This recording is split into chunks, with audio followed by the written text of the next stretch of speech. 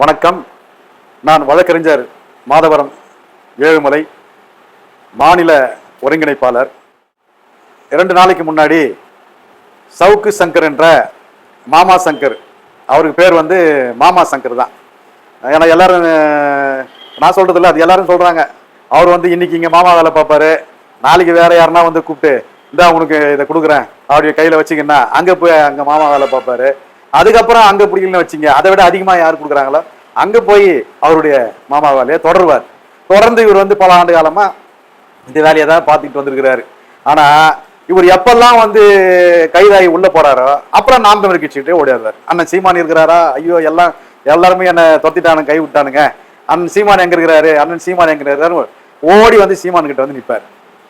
அதாவது சொல்லுவாங்கல்ல, காரியம் ஆகும்னா ஒருத்தன் காலை பிடிப்பான்டா, காரியம் முடிஞ்சதுன்னா அவன் காலை வாரி விட்டு தள்ளிட்டு போயிடுவாண்டா அப்படின்னு பாரு. அது வேற யாரும் இல்லை, இந்த மாமா சவுக்கு சங்கர் தான். நாங்க ஏதோ பாவம் தான் நினைச்சேன், பாவம் இந்த சவுக்கு சங்கர் ஏன் எல்லாரும் போய் இருந்தாலும் இப்படி அடிக்கிறாங்க. நாங்கள் எத்தனை வீட்டில் போய் மலங்கா கலந்த தண்ணி எத்தனை ஊத்துறேன். இந்த பக்கம் பார்த்தா காவல்துறை பெண்களை ஆபாசமா பேசி விட்டாருன்னு அந்த பொம்மனைலாம் வந்து கைதாகி வரும்போது அடிக்குதுங்க. சரி, இதெல்லாம் ரொம்ப கொடுமைப்படுத்துறாங்களே இருந்தால அப்படின்னு நாங்களாம் சில நேரம் யோசிச்சது உண்டு. அப்புறம் இப்ப பார்த்ததான் தெரியுது, சரியாதான் எல்லாரும் வந்து அப்பப்பா அவருக்கு வந்து ஒத்தடம் கொடுக்குறாங்க, கொஞ்சம் சூடாயிட்ட ஒத்தடம் கொடுப்பாங்க இல்லையா, அந்த ஒத்தடம் அப்பப்ப எல்லாரும் இந்த மாமா சவுக்கு சங்கர் ஏன் கொடுக்குறாங்கன்னா, இவரு அப்பப்போ அந்த பச்சைவந்தி இல்லையா, அந்த பச்சைவந்தி நேரத்துக்கு அந்த மாதிரி தன்னுடைய உருவத்தையும் அந்த வண்ணத்தையும் மாத்திக்குமா, அந்த மாதிரி இந்த சவுக்கு சங்கர் அப்பப்போ நேரத்துக்கு ஏற்ற போல மாத்தி பார்ப்போம்.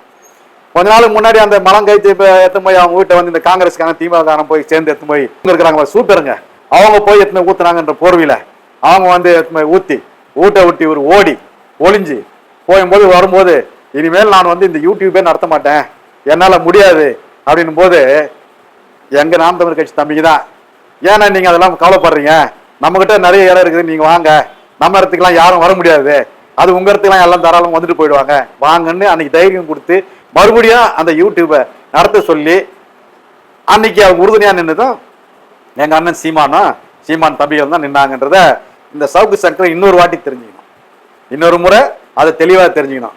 இந்த மாமா சங்கர் இன்னைக்கு எங்கே போய் ஒரு இடத்துல போய் உட்காந்துனியான்னு அந்த இடத்துல போய் இன்னைக்கு நிறைய பணம் இருக்குது, அதனால அங்க வந்து கொடுக்குற அந்த எச்ச காசுக்காக, அந்த எச்ச பணத்துக்காக இன்னைக்கு எங்க அண்ணன் சீமான புறமுதுகுல பேசுறத வந்து இன்னைக்கு வந்து தொடங்கி இருக்கிறாரு. அது என்ன சொல்றாருன்னா, சீமான் இருக்கிறார் இல்லையா, சீமான் போய் முதல்வர் மு.க. ஸ்டாலின் அவர்களை சந்திச்சு வந்துட்டாரு, இதுக்கு காரணம்லாம் என்னன்னு தெரியுமா, அவர் என்ன போய் சந்திச்சு பேசினாருன்னு தெரியுமா, அவங்க கிட்ட என்ன எல்லாமே பேசினாருன்னு தெரியுமா, டேய் போனவங்களுக்கு எல்லாருக்கும் தெரியும்டா, டேய் மாமா பையில அங்க போய் பேசினவங்க எல்லாம் எங்க தான் போனாங்க. எங்க அண்ணன் சீமானா கூட சாட்டை துரைமுருகன் போனாரு, பாக்கியராஜ் போனாரு, கூட இன்னைக்கு இப்ப அண்ணனா கூட பயணம் பண்ற தேவா போனாரு, எல்லாரும் எங்க ஆட்கள் தான் போனாங்க. அங்க இருந்தது எங்க ஆட்கள் தான் இருந்தாங்க. எங்க ஆட்களை தவிர அங்க இருந்தது முதலமைச்சர் அவர்களும் அவருடைய மகன் உதயநிதி அவர்களும் இவங்க தான் இருந்தாங்க. அங்க பேசுனதெல்லாம் என்னன்னு எங்களுக்கு தான் தெரியும், அவங்களுக்கு தான் தெரியும். நீ என்னடா பக்கத்துலயே போய் உட்காந்து பார்த்துருந்த, அவர் எதுக்கு போனார் தெரியுமா, அவர் எதனால அங்க போய் இப்ப பார்த்தா தெரியுமா, இறந்துட்டாரு மூக்காமுத்து, அவரு வீட்டுக்கு போகாம ஏன் ஸ்டாலின் வீட்டுக்கு போனாரு இது தெரியுமா அப்படின்னு எல்லாம் இன்னைக்கு கேள்வி எழுப்புறார் இந்த மாமா சவுக்கு சங்கர். நான் கேட்கிறேன், அதாவது ஒரு குடும்பத்துல ஒருத்தர் இறந்துட்டாங்கன்னா அவங்க யாரை போய் பார்ப்பாங்கன்னா, அந்த குடும்பத்துல மூத்தவங்களை தான் போய் பார்ப்பாங்க. ஏன்னா அந்த குடும்பத்துல மூத்தவங்க யாரு இருக்காங்க, அவங்க கிட்ட போய் தான் அந்த இரங்கல் செய்தியை வந்து பகிர்ந்துப்பாங்க. அந்த மாதிரி இப்ப இல்ல, இப்ப இன்னைக்கு முதலமைச்சர் போய் இப்ப சந்திக்க போனாரு, ஏதோ காரணமா போனாருன்றலாம் இன்னைக்கு பேசுறான். எங்க அண்ணன் தமிழர் பண்பாடு, தமிழர் கலாச்சாரம் இதையெல்லாம் தெளிவா தெரிஞ்சவர். எங்களை பொறுத்தவரை, எங்க அண்ணனை பொறுத்தவரை கட்சி வேற, கொள்கை வேற, கோட்பாடு வேற, ஆனா எங்களுடைய பண்பாட்டு கலாச்சாரங்கிறது வேற. எங்க பண்பாடு கலாச்சாரத்தை நாங்க பின்பற்றும் போது எங்க கொள்கையை நாங்க என்னைக்கும் விட்டு கொடுக்கறது இல்லை. எங்க கொள்கையை நான் பின்பற்றப்படும் போது எங்க பண்பாடு கலாச்சாரத்தை நாங்க விட்டு கொடுக்கறது இல்லை.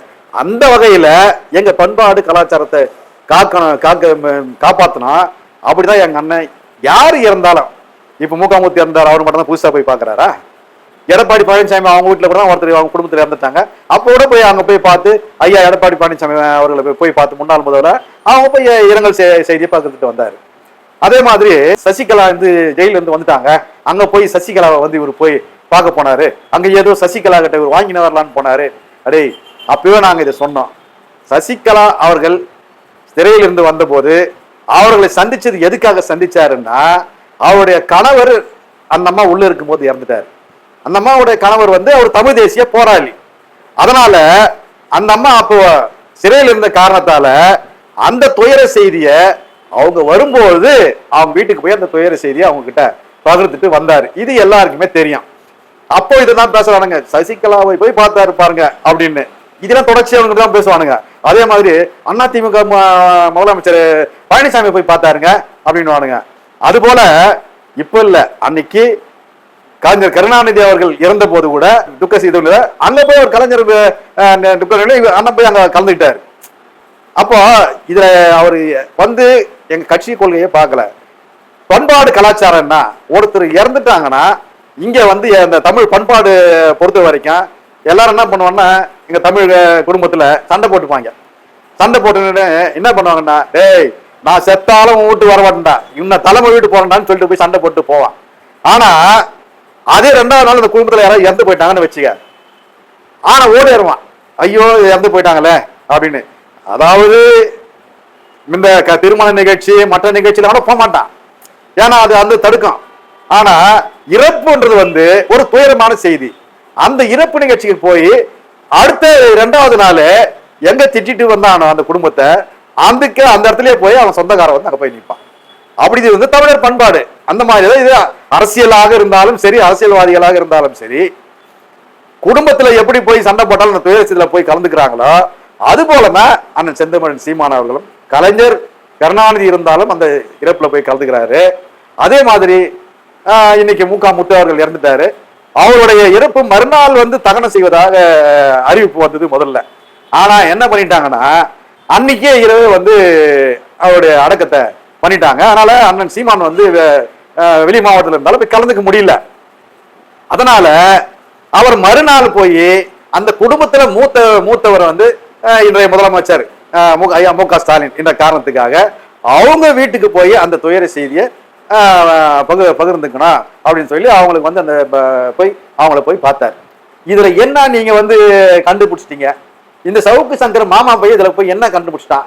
இதுல போய் ஒரு கதை எடுக்கிறான். விஜயலட்சுமி கோர்ட்ல கேஸ் பெண்டிங்ல இருக்குதான். அந்த கேஸை வந்து அப்படியே திமுக தலைவரை போய் பார்த்து அதை அப்படியே முடைக்கிடலாம் அப்படின்னு போய் காரணம் வந்து அதனால தான் ஸ்டாலின் அவர்களை போய் சந்திச்சாரு அப்படின்னு சொல்றாரு.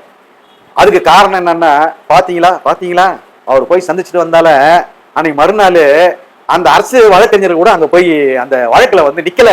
பாத்தீங்களா யாருகிட்ட? அவரு ஒரு செட்டப் பண்ணி வச்சிருக்காரு பக்கத்துல, அதுகிட்ட சொல்றாரு, தெரியுமா உனக்கு நான் சொல்றது உனக்கு புரியுதா உனக்கு? அவரு அந்த வழக்குல இருந்து தப்பிக்கணுன்றதுக்காக, அதனால பாருங்க மறுநாள் தமிழக அரசு அவங்க வழக்கறிஞரோட அங்க அனுப்பல, அந்த வழக்குக்கு நிறுத்திட்டாங்க அப்படின்னு. நான் கேட்கிறேன், அவங்க ஏன் போய் கலந்துக்கல அப்படின்றதெல்லாம் உனக்கு தெரியுமா? அந்த வழக்குல அங்க நீதிபதி அவர்கள் அந்த வழக்குல இருக்கிற புகார்தாரரான விஜயலட்சுமி வந்து நேரில் ஆஜராகணும்னு சொல்றாங்க.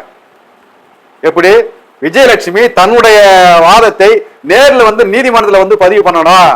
ஏன் நேரில் வந்து இது வரைக்கும் வரல, அதனால நேர் நிக்கணும்னு உத்தரவு போடுறாங்க. அப்போ இந்த வழக்குல அவனுடைய பரிகாரம் என்ன அப்படின்னு கேட்கறதுக்காக கேட்கறாங்க. ஆனால் அந்த புகார்தாரரு அந்த விஜயலட்சுமி இருக்கிறாங்க, அந்த பொம்பளை விஜயலட்சுமி, அந்த பொம்பளையே நீதிமன்றத்துக்கு போல. இப்படி பரதேசி சவுக்கு சங்கர் அந்த பொம்பளையே போல, அந்த பொம்பளை ஏன் போலன்னு போய் கேட்டியா? நீ மாமா வேலை பாக்குறல்ல, எல்லாருக்கும் மாமா வேலை பாக்குறல்ல, விஜயலட்சுமி சேர்த்து மாமா வேலை தானே பாக்குற. அப்ப அந்த விஜயலட்சுமி ஒரு போன் போட்டு, அம்மா விஜயலட்சுமி உன் வழக்கு இன்னைக்கு உச்ச நீதிமன்றத்துக்கு வந்தது, ஏன் நீ போய் நேர்ல நிக்கல அப்படின்னு காரணத்தை கேட்கணுமா இல்லையா? இல்ல அந்த அம்மா கேட்டியா? ஏன் போல? தலைமை அங்க வந்து அந்த நீதிபதி அந்த அம்மா உத்தரவு போட்டுக்கிறாங்களே, ஏன் போல? அதுக்கு தெரியும். ஏன்னா அங்க நீதிமன்றத்தில் நடக்கிற வழக்கே வேற. இந்த வழக்கு நீங்க தோக்கும் போது அந்த அம்மாவை தூக்கி உள்ள போட போறாங்கன்றது அங்க தெரியுது. அதனால நான் வந்து இந்த வழக்குல எனக்கு நீதி தான் வேணுமே தவிர நான் பேச விரும்பல. நீ பேச விரும்பலையே நீதி கேட்கறியோ, எது வந்தாலும் நீதிமன்றத்துக்கு வரணுமா இல்லையா? அப்ப என்ன நினைக்கிறாங்க, அந்த அவளுக்காக ஆஜராகிற வழக்கறிஞரா அந்த அம்மாவே நீதிமன்றத்துக்கு வரலடா. டேய், அவங்க என்ன பரிகாரம் கேட்கறாங்களோ அந்த அம்மாவே நீதிமன்றத்துக்கு வரல. நான் எங்க போய் நீதி நிக்க முடியும்? அவங்க சொன்னாலும் நானே போய் நிக்க முடியும்? சவுக்கு சங்கர், புண்ணாக்கு, இது கூட நீ தெரிஞ்சுக்கணும். அப்புறம் நீ என்ன இவ்வளவு நாள் ஒரு ஊடகத்துல உட்காந்து புளுத்திக்கின்னு இருக்கிற நீ? பெரிய அறிவாளி நீ, பெரிய புடிங்கி நீ. இவரு விஜயலட்சுமிக்காக வந்து இப்ப மாமா வேலை பார்க்க வந்திருக்கிற என்ன? இந்த புடிங்கி வேலை பாக்குற நீ இதை விஜயலட்சுமி நேரில் நிறுத்த வேண்டியது தானே? ஏன்டா நிறுத்தல? இப்ப வேற தேர்தல் வேற வந்துருச்சு, வரப்போகுது. இப்ப இனிமேல் சீமானை வந்து நீங்க வந்து தேர்தல் இருந்து ஒழிக்கிற வேலையை பார்க்கணும். அப்ப வாக்குற வேலையை பார்க்கணும், அந்த விஜயலட்சுமி அங்க நிறுத்தணும். அப்ப அந்த விஜயலட்சுமி வந்து ஆஜராகணும். ஏன்டா ஆஜராகல? தெரிஞ்சு போச்சு அந்த விஜயலட்சுமிக்கு. விஜயலட்சுமியோட வழக்கோட வரலாறு, கர்நாடகாவில யாருக்கிட்ட பணம் வாங்கி செட்டில் பண்ணிட்டு போனாங்க, ஆந்திராவில யார வந்து காத திருமணம் பண்ணு சொல்லிட்டு பணம் வாங்கி செட்டில் பண்ணிட்டு போனாங்க, கேரளாவில ஒருத்தனை காரணம் பண்ணி அவங்ககிட்ட பணம் வாங்கி செட்டில் பண்ணிட்டு போனாங்க. பரதேசி, மாமா சங்கர், இதான் பார்த்ததுனால உங்களுக்கு தெரியுமாடா? ஏன்டா தெரியாத மாதிரியே நடிக்கிறீங்களாடா எல்லாம்?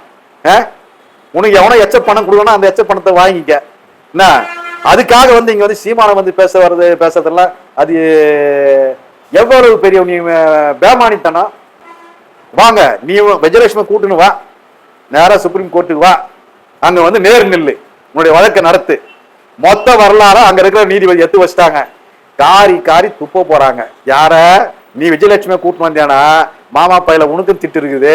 அந்த விஜயலட்சுமி அங்கிருந்து நேரா வந்து ஜெயிலுக்கு போறதுக்கான எல்லா உத்தரவும் அங்க வந்து தயாரா இருக்குது.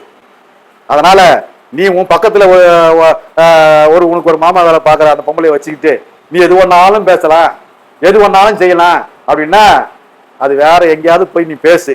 நாம் தமிழர் கட்சி எங்க அண்ணன் செந்தமன் சீமானை பத்தி பேசினேன்னா இங்க இருக்கிற தம்பிங்க உன்னை மற்றவங்க எல்லாம் விட்டுட்டு போற மாதிரி இருந்தாலும் விட மாட்டான். ஒவ்வொருத்தரும் இன்னைக்கு வந்து தெரிச்சு ஓடுற அளவுக்கு அடிப்பான் உன்னை. அதை தெரிஞ்சுக்கின்னு இனிமேல் உன்னுடைய வாழ்க்கையில எங்க பேசணுமோ அங்க பேசு. அண்ணன் சீமானை பத்தி பேசுற வேலையை வச்சுக்கிறத இன்னையோட நிறுத்திக்க அப்படின்னு உனக்கு ஒரு எச்சரிக்கையாவே நாங்க நாம் தமிழர் கட்சி இந்த நேரத்துல எச்சரிக்கை விடுக்கிறோம்.